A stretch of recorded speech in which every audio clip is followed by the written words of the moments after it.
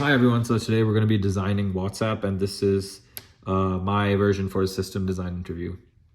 So the 5 features that we're going to include in this version of WhatsApp include peer-to-peer messaging, group chats, backup chats, and the ability, of course, to scale worldwide.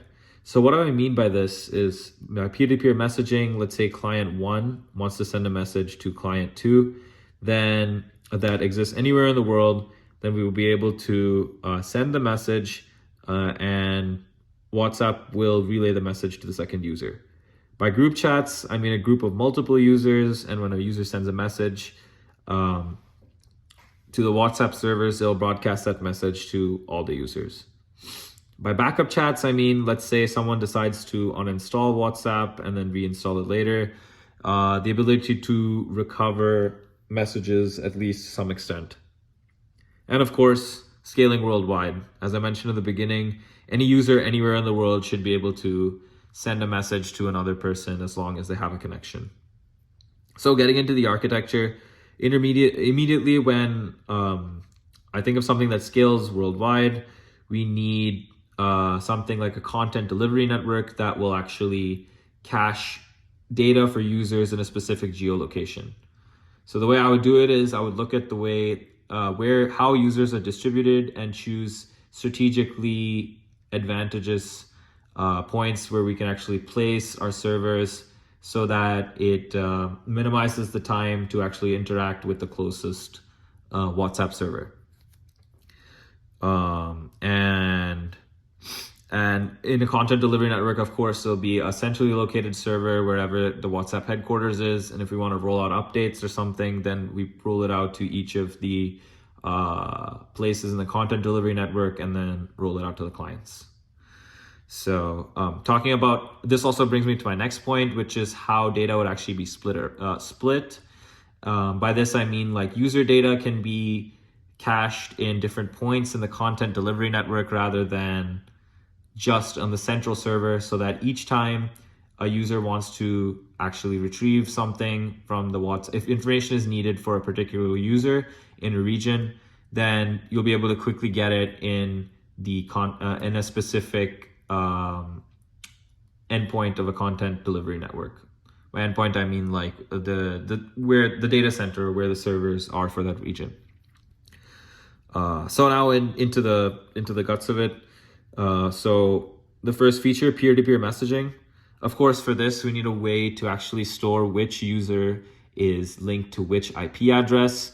And to do this, the way I would design it is every time the user actually opens WhatsApp and there's a new IP address, there's going to be a message that's sent to the servers that says, okay, this is an update message. Update IP, and of course with the IP itself. So this will go and it'll update itself in the database.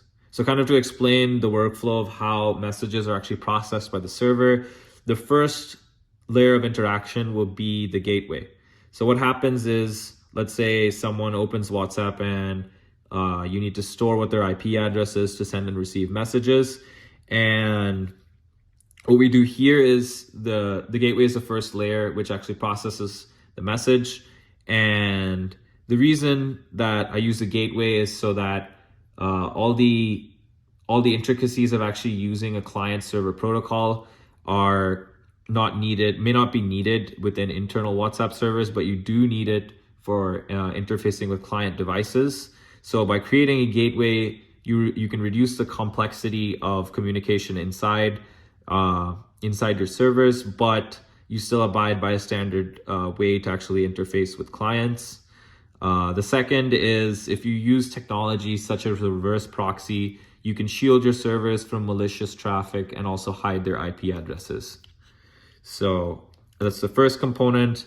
This would just use a standard like WebSocket server or and use TCP connections to actually send and receive data. So now just going through what's happening inside when someone sends a message. The first component is kind of a parser or message constructor, which will actually, so for each of these functions, the client device might send a different type of message. If we're requesting for a backup chat, or we're actually sending a group chat, or we're actually doing a peer-to-peer messaging, we need to know what operation needs to be performed. So we can have a microservice that actually parses these messages and interacts with the appropriate component. So for the peer-to-peer case, or actually, let me start with the update IP. Let's say someone launches WhatsApp for the first time and is connected to their servers. This would send an update IP message, which would go to the gateway and gets forwarded. And if it's valid request, or if something doesn't drop, if a packet doesn't drop, then it's relayed to the parser. Now the parser will see that this is an update IP and send it over to the next part in the architecture, which is the profile service. So the profile service, it actually does the lookup, and that's in charge of interacting with the database that stores which user is linked to which IP. And it receives the data back from that and sends it back to the parser. So if it's an update IP operation, then it would go to the profile service, and the profile service would perform the insert into the database that stores the user ID to IP information. Next, we can go to the first feature, which is peer-to-peer messaging. And the way that this would work is, I can just call this P2P, and a client sends a message to the WhatsApp gateway that says that this is a peer-to-peer message, gives the two user IDs and the message itself.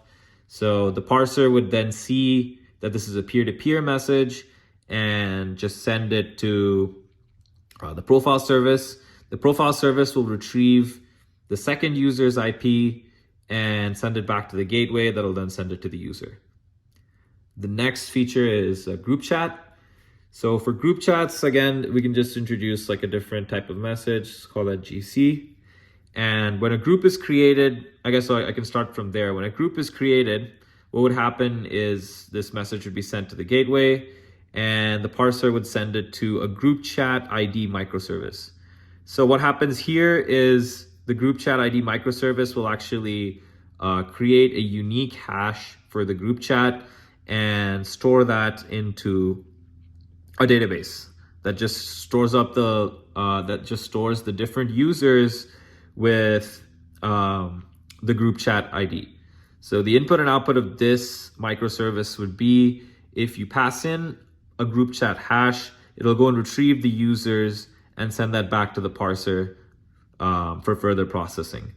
So anyways, just to start from actually when the group chat is created, the group chat create message will be passed to the parser. The parser sends it to the group chat ID service, which will store it in the database, and then this will send back an acknowledge that says that the group chat was created successfully. Now, when you actually want to send a message, there would be a different operation. We can call it group chat send, maybe group chat create.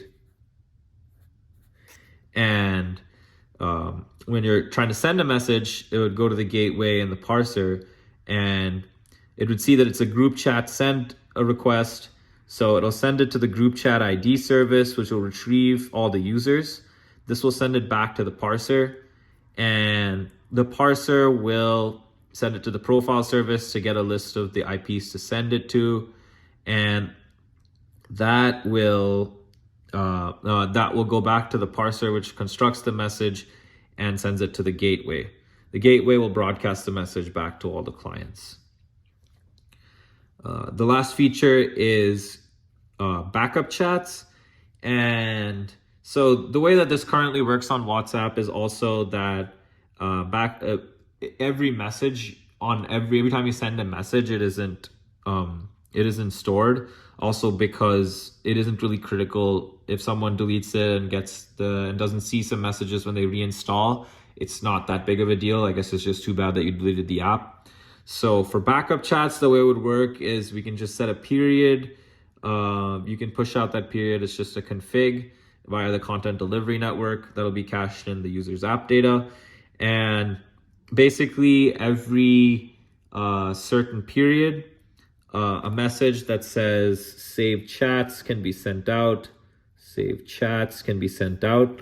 And this again will go to the parser, which will see that it's the saved chats, and it can start an interaction with that particular client device to actually save the state of all the chats. It'll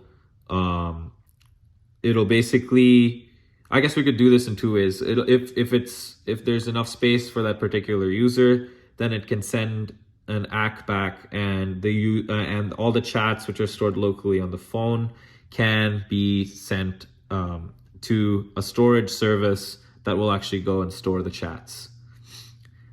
So just to reiterate on that,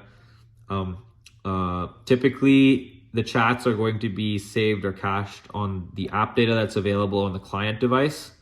And when we want to do is save, the way that we're going to actually do saves is that we're going to push out a config to each device. It can just be a fixed limit, like every 3 weeks or something. We want to save our data. So after that period elapses, then we can send over saying save along with all our app data to the WhatsApp servers. The parser will see that it's a saved request and then send the app data over to the backup or storage service, which will actually save some of your chats. So yeah, that's more or less the gist of it. It's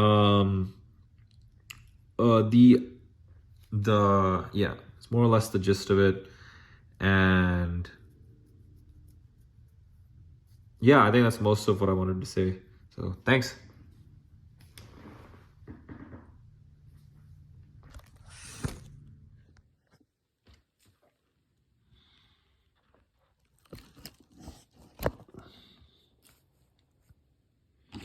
So also one more feature that I wanted to cover is using the CAP theorem, which of the two pillars would actually be the best for this system.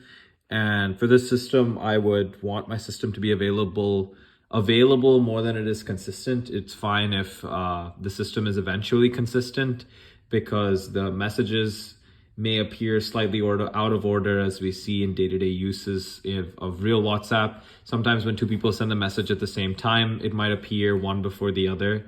For person A and person B, the ordering might be a little different, but when you refresh the app, it ends up like being consistent on both devices.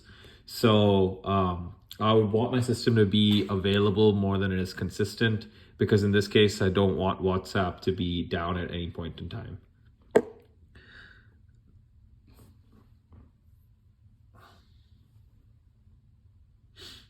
Another point that we could also talk about is which type of databases that we're going to use. So in this case, I think it would make sense just to use a NoSQL database, because I know for this, partition tolerance and horizontal scalability are inbuilt into NoSQL. And also being an app, we can have users that customize their settings. And this can be stored in a JSON file, which NoSQL databases inherently support.